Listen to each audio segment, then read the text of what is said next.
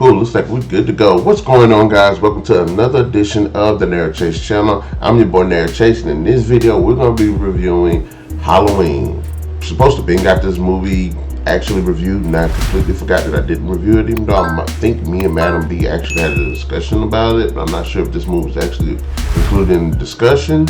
And forgive me for squinting so hard because I cannot find my damn glasses. So I wanted to go ahead and do this video because of Halloween. I have a lot of mixed feelings about this film. There's a lot that they could have did with this film that I think would have made this a much better and much entertaining film. Acting is somewhat decent. Yes, Jamie Lee Curtis, woo, she done fell off. She's old as hell. You had a basket of clothes over there that happened to be on screen. I had to move that. Curtis comes back as Laurie Strode, and she's decent. I feel like sometimes she comes off a little bit over the top, considering how her character is. Now, in the context of the film, she's incredibly paranoid. Now, there's a lot of people that have dealt with something like this, and I don't think that they've ever had to do this kind of weird prep stuff the way she's doing. Normally, people don't do that. It's like, hey, you know, it happened over a long period of time. They start to kind of get over it and everything. And this one, she's just like, she's stuck with it.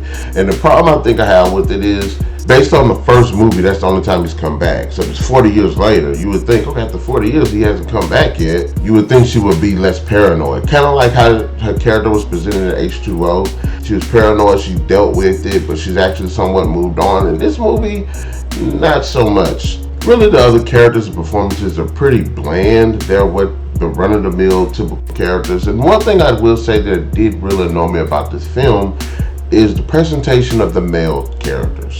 Either the male characters are dumbasses, weak, or they're complete assholes. Why are they making these bad decisions? And I know in these slasher films, part of the formula of having extremely stupid characters that get killed, right? Actually interesting characters, strong characters. If Michael Myers kills them, that makes Michael Myers look that much more badass, because he didn't just kill somebody that was dumb, he actually killed somebody that was actually worth a damn. The movie does have some good parts here and there. There's just one funny part with the babysitter and the kid ends up seeing Michael Myers in the room and how he reacts to that. Loved it. There are some really cool cinematic shots here. There's one sequence where Michael Myers finally dons on the mask and he puts the mask on. That sequence I thought looked really badass. There's one really cool moment where it's like one take of a tracking shot of Michael Myers walking down the street, going through these houses and killing people with no edits. It looks really, really cool.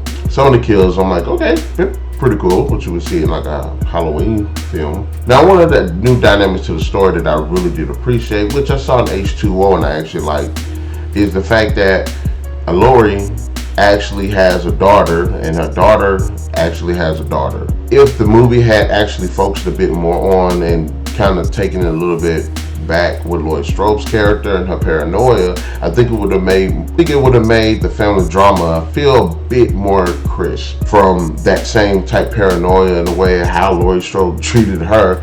I really like that dynamic. I thought that was something that was pretty cool. But having said that, Halloween 2018, I think it's entertaining. It's got a lot of plot holes, especially when it comes to the damn characters. They're so fucking stupid. They're so forgettable. The whole thing around Laurie Strode not moving on with her life, and she's prepping all of this. And I understand she would prep if this followed the main timeline of him coming back several times throughout her life. That would make more sense. But she's only seen this cat one time. The circumstances surrounding Michael Myers' return, to some extent, I'm like, okay, I guess. And then on the other side of the fence, I'm like, that's kind of fucking stupid. But there was these two reporters that introduced in the film, and I'm disappointed the people that wrote this movie didn't do something with those characters. That was a really good setup to actually bring some new blood on the case. Halloween, again, it's okay. It's not nothing really new. There are some decent moments here and there. It doesn't do anything memorable, and I mean, it has a really decent ending. Again, I still have a problem with the whole that men are idiots and women are just the most badass, which the film does push. Halloween gets 3 out of 5. It's a decent slasher film. Probably one of the better Halloweens, but I don't really like the Halloweens because I feel like they are pretty much trash. I think they're all pretty much 3s. It's a decent film. If you like the Halloween films, you probably like this one too. It's not really scary. In the comment section below, guys, let me know what are your thoughts of Halloween. Did you like it? Did you not like it? Do you think it was an unnecessary reboot / sequel? And tell me, do you like the Michael Myers look? Because I actually think she looks pretty badass. Be sure to hit that like, share, subscribe, and that notification button to get the best of what we got going on this channel. And we'll definitely catch you guys later.